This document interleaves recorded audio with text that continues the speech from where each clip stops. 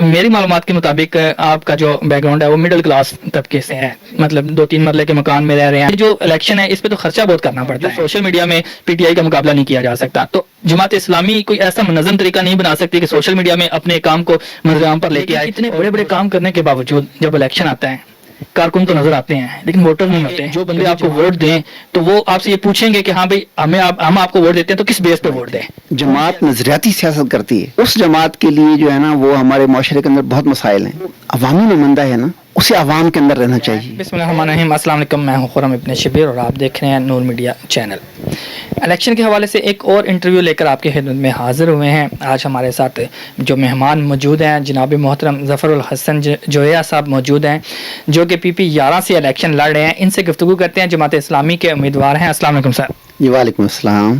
سر جی پہلے تو بہت شکریہ آپ نے وقت دیا.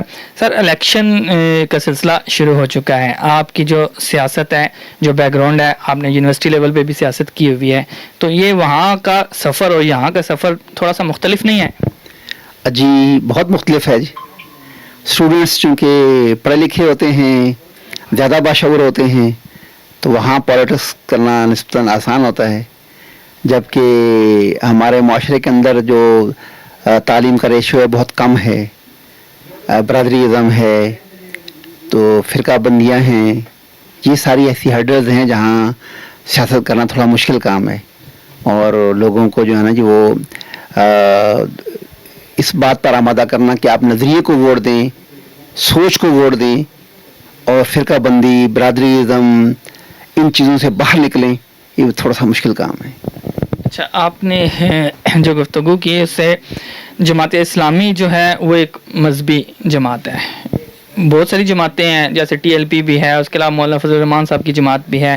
تو یہ ساری مطلب ہے کہ ایک قسم کا اسلام کو کیش کر کے کرتی ہیں. ابھی آپ نے مسلکی بنیاد کی بات کی ہے، تو اس میں لوگوں کو اس طرف اویئر کرنا کہ یہ سیاسی جماعت جو ہے وہ اور مذہبی جماعت الگ ہے، اس کو کیسے آپ الگ الگ ڈیفائن کریں گے؟ اصل میں ہم تو مذہب اور سیاست کو الگ نہیں سمجھتے. ہم تو سمجھتے ہیں کہ جو جتنا مذہبی ہوگا اس کو اتنا ہی سیاسی ہونا چاہیے. اس لیے کہ جو مذہب صرف جو ہے نا وہ تلاوت، ذکر و اذکار سکھاتا ہے اور ظلم کے خلاف آواز اٹھانا نہیں سکھاتا، تو ہمارے نزدیک وہ مذہب نہیں ہے. مذہب اسلام جو ہے یہ تو ظلم کے خلاف آواز اٹھانا سکھاتا ہے، ظلم کا ہاتھ روکنا اور ہاتھ مروڑنا سکھاتا ہے. کوئی بھی ایسی جماعت جو ظلم کے خلاف آواز نہیں اٹھاتی اور ظلم کا رستہ نہیں روکتی، میرے خیال میں وہ مذہبی جماعت نہیں ہے. اچھا، شروع میں آپ نے بات کی اسٹوڈنٹ کی کہ وہاں سیاست کرنا تھوڑا آسان ہے، یہاں مشکل ہے. مشکل سے میری معلومات کے مطابق آپ کا جو بیک گراؤنڈ ہے وہ مڈل کلاس طبقے سے ہے، مطلب 2-3 مرلے کے مکان میں رہ رہے ہیں، میران گاڑی رکھ کے اس پہ بھی گزارا کر رہے ہیں. تو یہ جو الیکشن ہے اس پہ تو خرچہ بہت کرنا پڑتا ہے، تو وہ کیسے مینج ہو رہا ہے؟ اور وہاں سے چھوڑ کے آپ یہاں الیکشن کے لیے مطلب وہاں سے آپ جمپ کر کے آئے ہیں، تو یہ زیادہ مشکل نہیں ہے؟ تو اس کو کیسے مینج کریں گے؟ اصل میں میں اگر سیاست میں آیا ہوں اور میں الیکشن لڑنے کے لیے میں نے اپنے آپ کو پیش کیا ہے، تو اس کے اندر میری ذاتی خواہش کا کوئی عمل دخل نہیں ہے. ایسا نہیں ہے کہ میرے کوئی باپ جو تھے نا، دادا، وہ الیکشن لڑا کرتے تھے، میرا کوئی آبائی پیشہ ہے یہ اور میری مجبوری یہ ہے کہ میں نے اس کو کنٹینیو کرنا ہے. میرے نہ کبھی دادا حضور نے الیکشن لڑا، نہ والد محترم نے کبھی الیکشن لڑا، اور میں اگر اس الیکشن کی میدان کے اندر آیا ہوں تو جماعت کے کہنے پر، جماعت نے مجھے اس مورچے پر کھڑا کیا ہے کہ آپ نے اس مورچے پر ڈیوٹی دینی ہے، اور آپ نے جو ہے نا وہ خالصتاً اس نیت کے ساتھ کہ ہم نے لوگوں کے کام آنا ہے، لوگوں کی ویلفیئر کرنی ہے اور اس نظام کو بدلنے کے لیے ہم نے جدوجہد کرنی ہے، اس مشن کے تحت، اس مقصد کے تحت میں میدان کے اندر آیا ہوں. اور جہاں تک اخراجات کا تعلق ہے تو مجھے بالکل معلوم ہے کہ آج کل جو سیاست ہے اسے پیسے کا کھیل بنا دیا گیا ہے، لیکن ہم جماعت اسلامی کے لوگ جو ہیں ہم اسے پیسے کا کھیل نہ بناتے ہیں اور نہ بنانا چاہتے ہیں. یہ بات درست ہے کہ میں ایک مڈل کلاس سے تعلق رکھتا ہوں، 5 مرلے کے گھر میں رہتا ہوں، مہران گاڑی میں گھومتا ہوں، اور میرے پاس وہ وسائل نہیں ہیں جو روایتی سیاستدانوں کے پاس ہوتے ہیں. لیکن میں سمجھتا ہوں کہ میرے پاس जमात इस्लामी के कारकुनों की शक्ल में एक बहुत ही मुखलिस किस्म की टीम मौजूद है, जो सिर्फ अपना पसीना नहीं बहाते इस रास्ते के अंदर, जो सिर्फ जिस्मानी तौर पर कोशिश नहीं करते इस रास्ते के अंदर, बल्कि वो पैसे भी खर्च करते हैं। अब तक भी जितने भी मेरे बैनर छपे हैं, मुझे नहीं मालूम कि वो कहाँ छपे और किसने लगाए। जो जमात के दोस्त हैं उन्होंने ही वो बैनर छपवाए और उन पर उन्होंने खुद अपने पैसे लगाए और बैनर लगवाए भी। मुझे लोग बताते हैं कि हाँ जी, हम फलां गली में गए तो वहाँ आपके बैनर लगे हुए थे, हम फलां रोड के ऊपर गए तो वहाँ आपके बैनर लगे हुए थे। बिल्कुल, जमात का जिक्र आपने किया और जो कारकुनान हैं वो भी मुखलस हैं बहुत ज़्यादा। हम जब कोई भी काम देखते हैं, जैसे अलखिदमत का काम है, बड़े पैमाने पे काम होता है, सैलाब आ जाए या राशन का मसला हो, किसी तरह का भी कोई काम हो, जमात की पूरी टीम वहाँ मौजूद होती है, मुखलस लोग भी मौजूद हैं।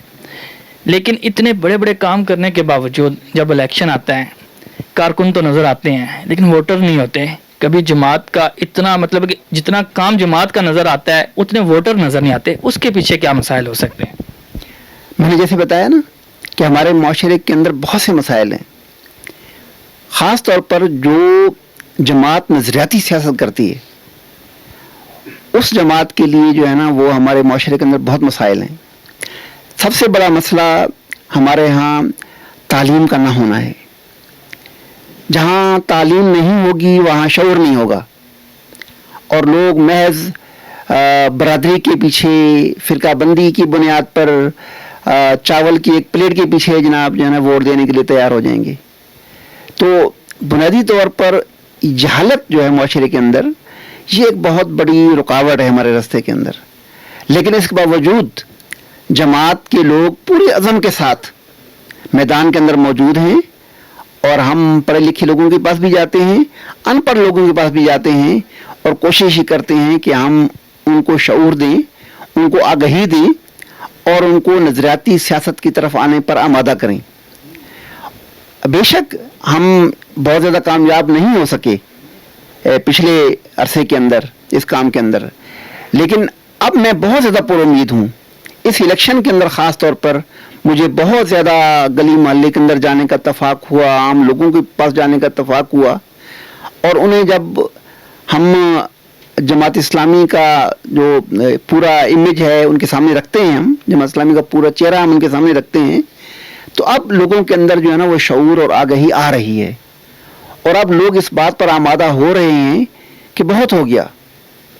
अब हमें किसी नज़रियाती जमात को, किसी जो है ना वो मुनज़्ज़म जमात को और ऐसी जमात को जिसके पास जो है ना इस मुल्क के मसाइल हल करने के लिए नौजवान, पढ़ी लिखी और दयानतदार क़यादत मौजूद है, उसे वोट देना चाहिए। आने वाले वक्त में आपको इंशाअल्लाह इसके असरात नज़र आएंगे और लोग जमात इस्लामी की तरफ आमादा हो रहे हैं। जी बिल्कुल दुरुस्त फरमाया आपने, क्योंकि कराची का जो इलेक्शन हुआ उसमें जमात इस्लामी ने बड़ी अच्छी तादाद में जो है ना सीटें ली।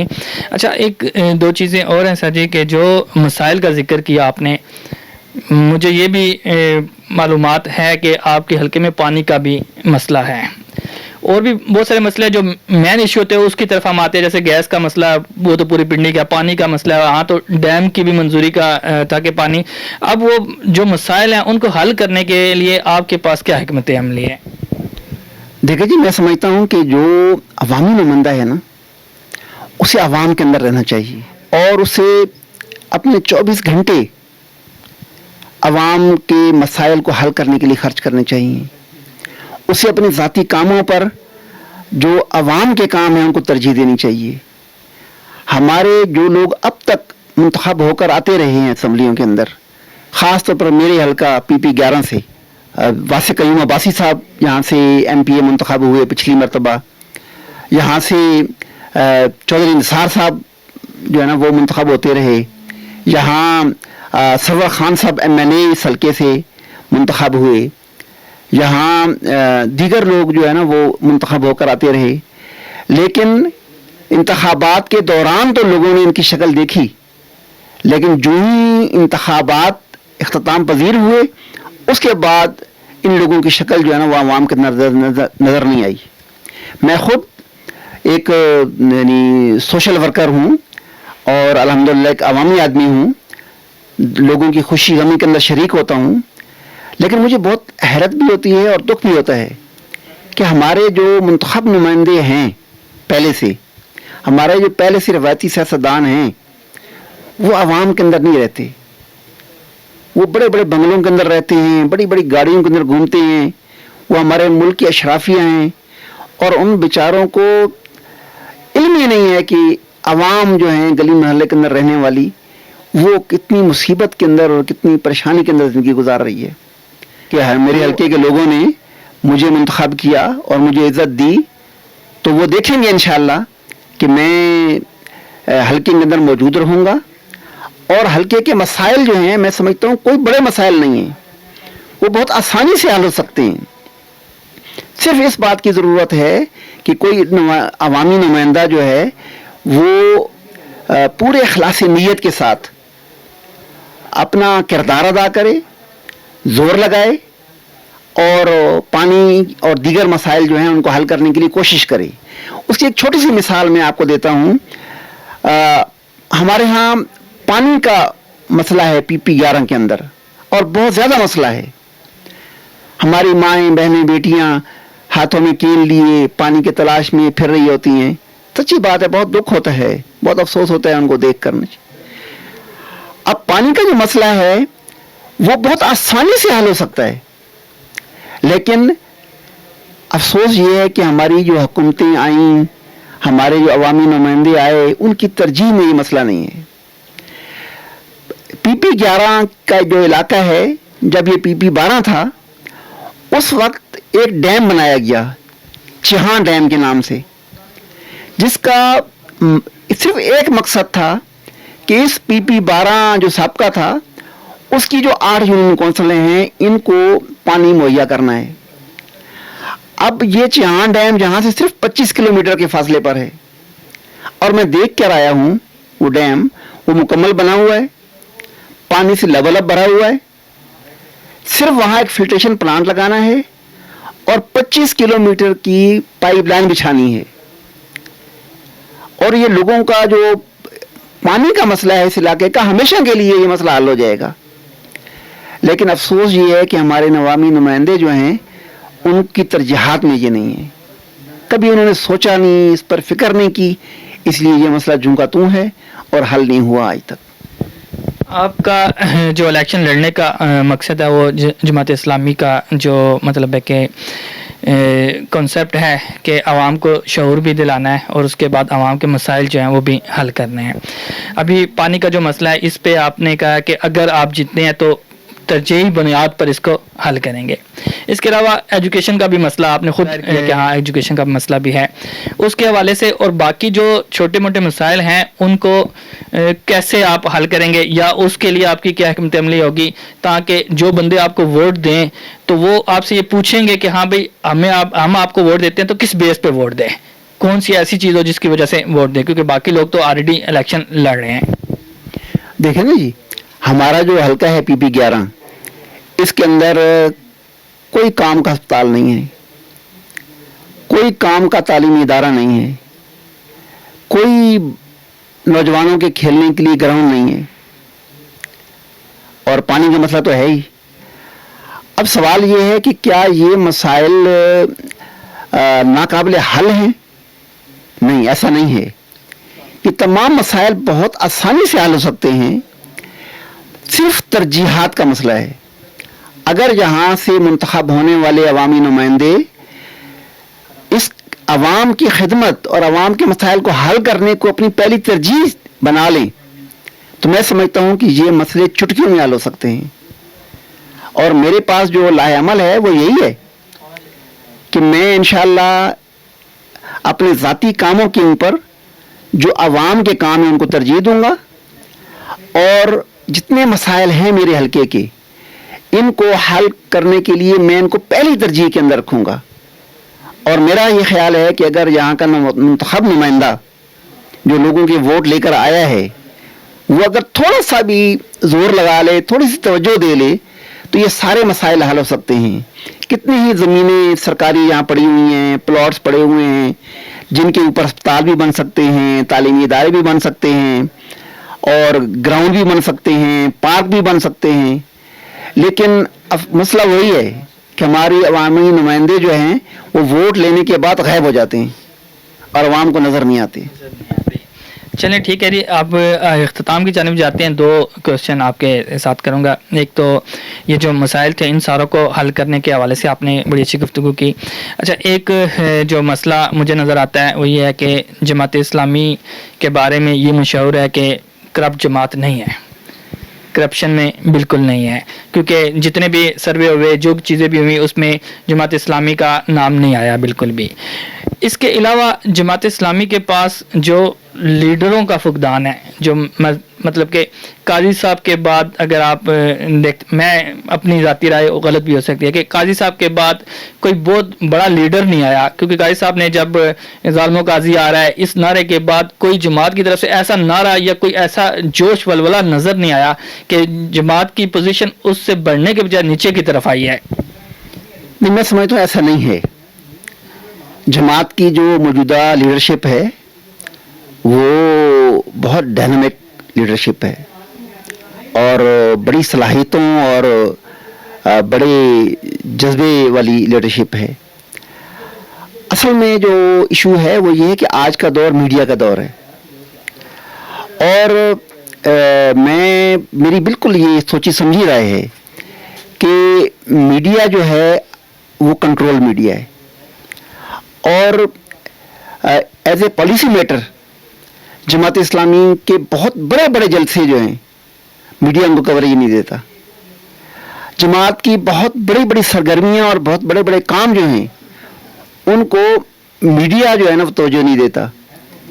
اس کی بجائے اگر کوئی اور پارٹیاں جیسے ہیں ہمارے ہاں, بلاول صاحب کو کھانسی بھی آ جائے جناب تو میڈیا جو ہے نا وہ چیخنا شروع کر دیتا ہے.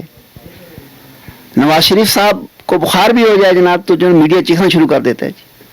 تو بنیادی طور پر میں سمجھتا ہوں کہ ہمارا جو میڈیا ہے وہ چونکہ کچھ لوگوں کے کنٹرول میں ہے جو نہیں چاہتے کہ جماعت اسلامی کو پروجیکشن ملے, اس لیے شاید جماعت اسلامی کی لیڈرشپ جو ہے نا وہ اس طرح لوگوں کے سامنے نہیں آ سکی. ادروائز سراج الحق صاحب خود بہت ڈائنامک پرسنالٹی ہیں, میں ان کو ذاتی طور پر جانتا ہوں. اسی طرح مشتاق احمد خان صاحب ہمارے سینیٹر ہیں, تو میں نہیں سمجھتا کہ ان کے بارے میں یہ کہا جائے کہ جناب وہ جذبے والے نہیں ہیں یا ان کے پاس کوئی بات کرنے والا کا ایجنڈا نہیں ہے. اسی طرح مولانا عبد الاکبر چتالی صاحب ہمارے این ہیں, ان کو آپ دیکھ لیں. آپ حافظ نعیم صاحب کو دیکھ لیں جو کراچی کے جماعت کے امیر ہیں. آپ جو بلوچستان کے جماعت اسلامی کے جنرل سیکرٹری ہیں حیدرت اللہ خان صاحب, ان کو آپ دیکھ لیں. تو ایسا نہیں ہے کہ جماعت کی لیڈرشپ جو ہے نا جی وہ ڈائنامک نہیں ہے یا ان کے پاس کوئی بات کرنے کے لیے نہیں ہے یا بیانیہ نہیں ہے. میں سمجھتا ہوں کہ اس وقت بھی کارکردگی کی بنیاد پر اگر ووٹ دیے جائیں تو جماعت اسلامی سب سے زیادہ حقدار ہے ووٹ کی. اگر جو ہے نا جی وہ اس وقت بھی شخصیات کی بنیاد پر اگر ووٹ دیا جائے تو الحمدللہ جماعت اسلامی نے بہت گراس روٹ لیول پر بھی اور ملکی سطح پر بھی ایسی زبردست لیڈرشپ اس قوم کو دی ہے کہ جو ووٹ کے حقدار ہیں. اصل میں کچھ مسائل کچھ اور ہیں جن کی وجہ سے جماعت اسلامی اس طرح جو ہے نا وہ عوام کے اندر جگہ نہیں بنا سکی. لیکن اس کے باوجود جماعت کا یہ عزم ہے کہ ہم نے عوامی حمایت کے ساتھ آنا ہے, ہم نے عوام کے پاس جانا ہے, ہم نے عوام کے اندر شعور پیدا کرنا ہے, ہم نے عوام کے ساتھ اپنے ساتھ کھڑا کرنا ہے, اور ایک عوامی جدوجہد کے ذریعے, ایک عوامی تحریک کے ذریعے ہم نے انشاءاللہ ایک بہت بڑی تبدیلی لانی ہے اس ملک کے اندر.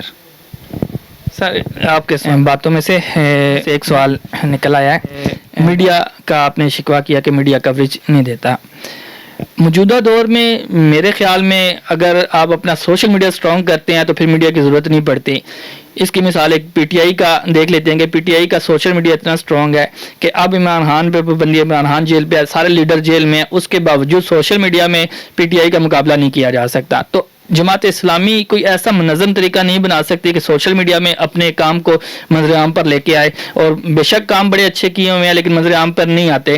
تو اگر جماعت اسلامی اس طرح کا کوئی ایک سسٹم شروع کرے جو اپنے سوشل میڈیا کی ٹیم کو اسٹرانگ کرے پورے پاکستان میں, تو پھر جو نیشنل میڈیا اس کی ضرورت ہی نہیں پڑتی. کیا کہتے ہیں آپ اس میں؟ جی, آپ کی بات بالکل ٹھیک ہے کہ جماعت کا سوشل میڈیا جتنا ایکٹیو ہونا چاہیے اتنا نہیں ہے.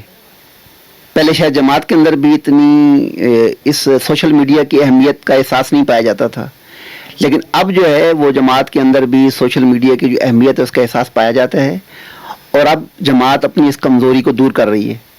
اور آپ بہت جلد دیکھیں گے انشاءاللہ کہ سوشل میڈیا کے میدان میں جماعت اسلامی انشاءاللہ آپ کو بہت آگے نظر آئے گی.